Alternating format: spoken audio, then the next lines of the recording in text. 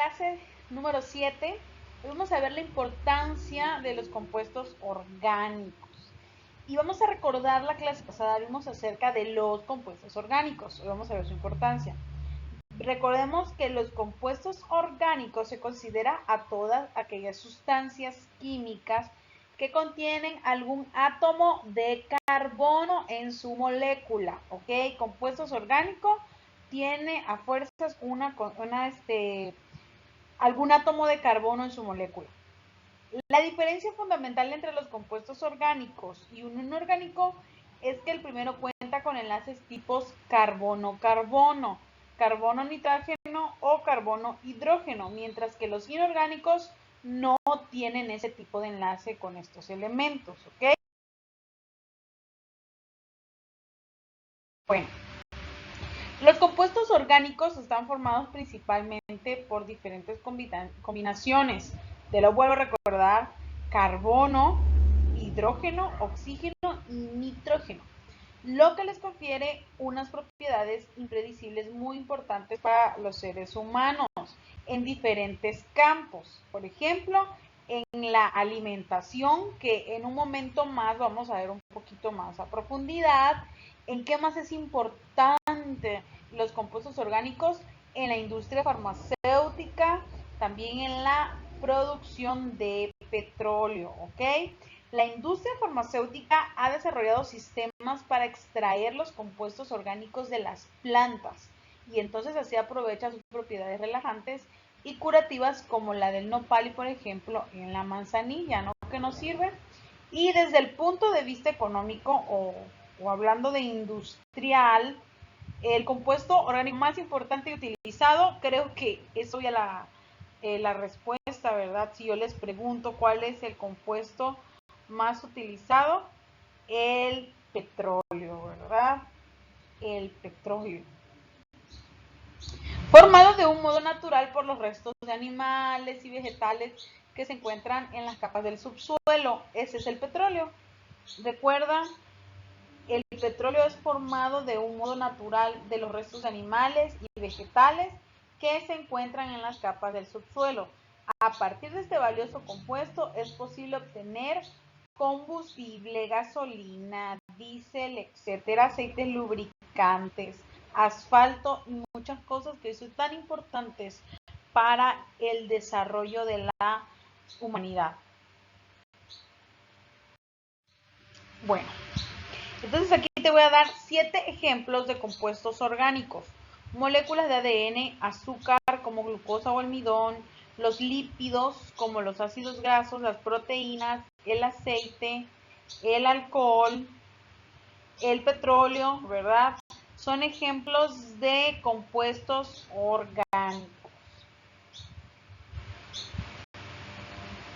Muy bien. Los compuestos orgánicos se usan también para la fabricación de materiales de uso masivo en diferentes áreas, en los que destacan también el plástico.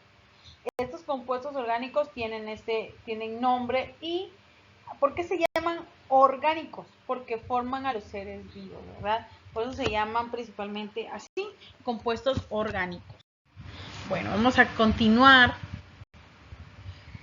Los compuestos orgánicos se pueden clasificar de distintas maneras y pueden ser muy simples o muy complejos.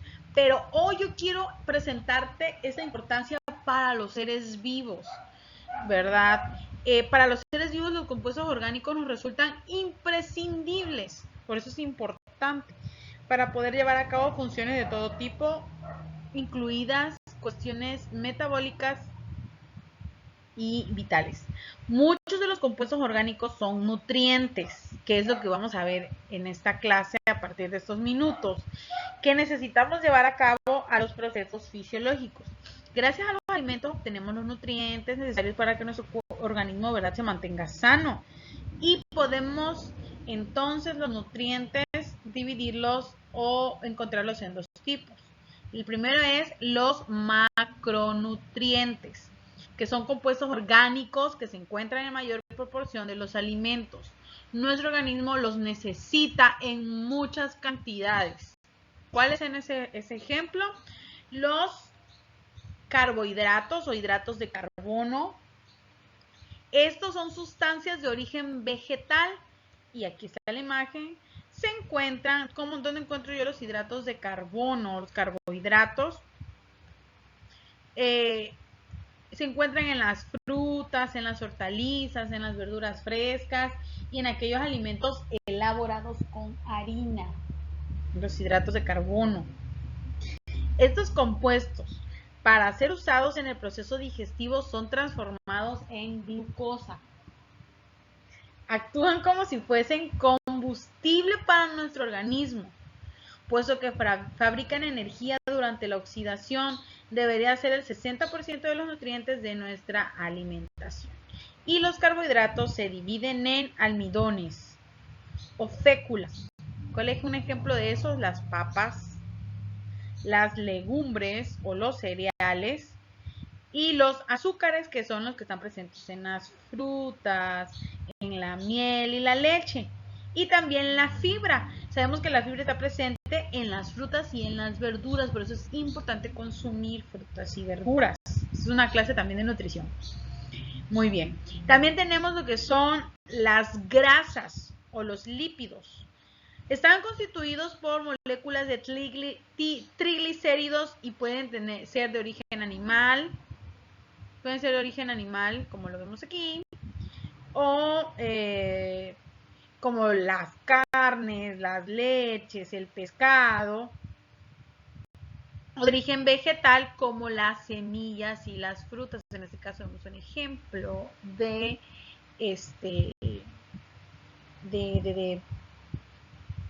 aguacate. Entonces, la función principal de las grasas o lípidos de este tipo de alimentos es actuar de reserva, una reserva energética.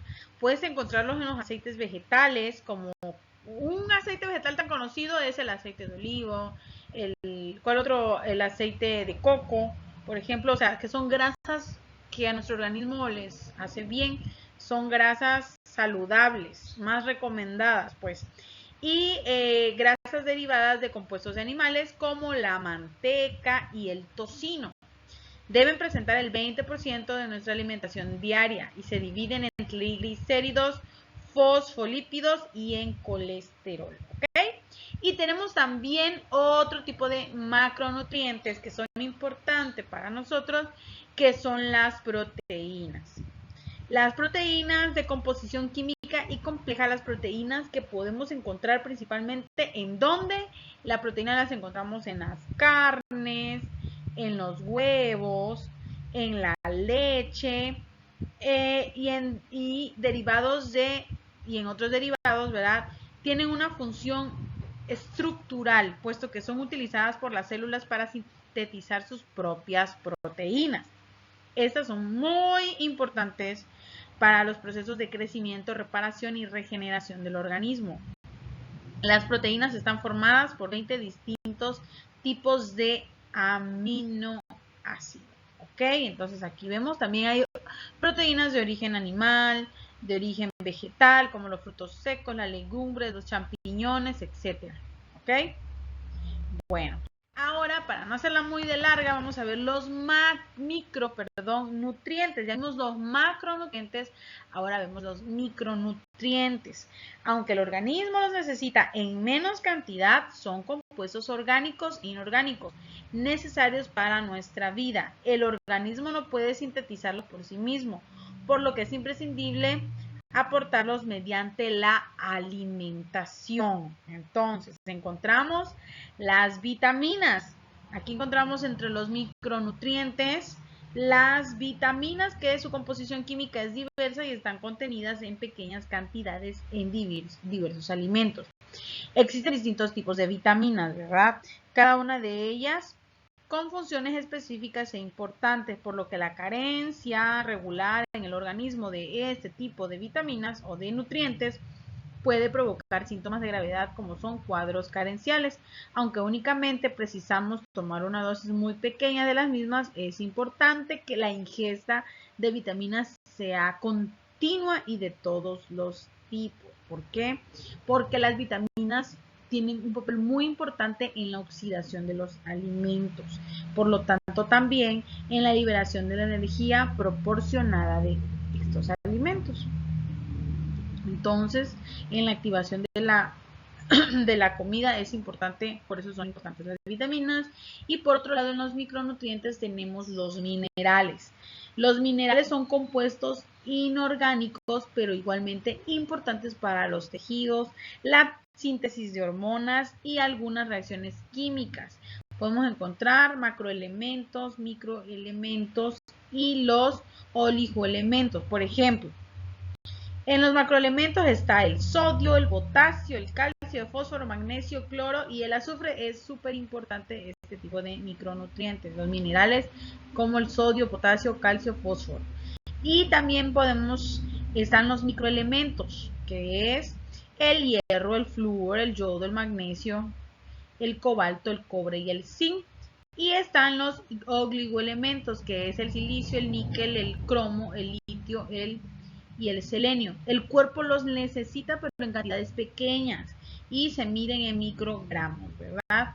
Bueno, entonces, vimos la importancia, en resumen, de los componentes orgánicos en nuestra vida. Los podemos encontrar en el desarrollo también de la vida, pero también para la alimentación. Se dividen para nuestra alimentación en macroelementos o macronutrientes y micronutrientes. Ya te expliqué en qué consiste cada uno. Cuando hablamos micronutrientes son aquellos que necesitamos, es imprescindible, pero lo necesitamos en pocas cantidades. ¿Ok? Nos vemos. No olvides hacer tu tarea.